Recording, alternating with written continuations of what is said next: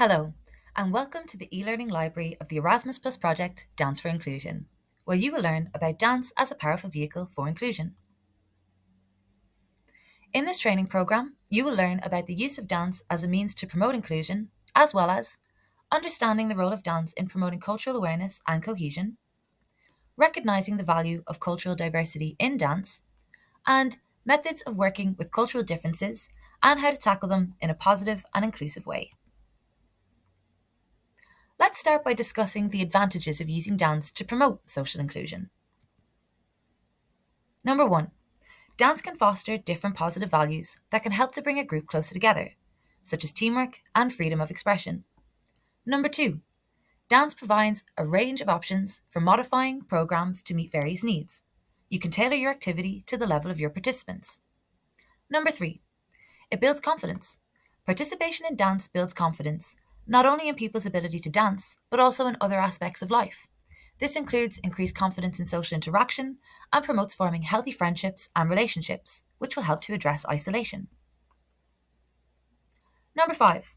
Dance can help to break down stereotypes and preconceived ideas about who can do what and who should do what. Also, being part of a group and performing together in a costume can forge a strong sense of shared identity. Number 6. It promotes access to dance.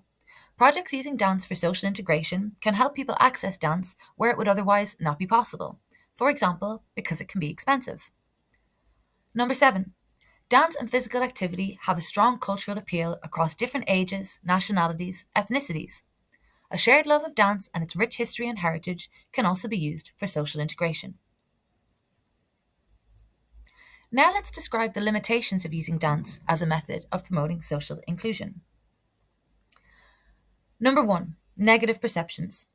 People can have negative perceptions of dance and what getting involved in a dance activity may involve. For example, stereotypes related to gender, age, or weight can give dance a negative perception. Number 2. Dancing activities can be expensive to deliver, the hiring of venues, costumes, and trainers. Number 3.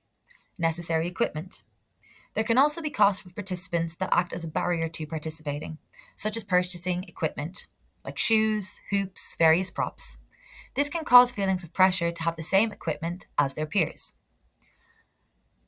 Number 4. A competitive atmosphere within a dance activity or program can lead to inequalities in a group if not managed effectively. For example, if other group members judge participants based on their ability, this can lead to cliques and divisiveness. Number 5. Disability limitations. Pan-disability dance is not always possible. Number 6. Cultural stereotyping can be an issue.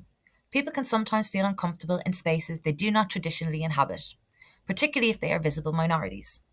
However, it's important to understand that these limitations are just considerations that you should take into account when planning your activities and should not be perceived as barriers to not bother doing your activity at all. Thank you for watching. We hope you learned something valuable. To continue this training and to find out more about using dance as a method of inclusion, please watch our next video. Thank you. Bye-bye.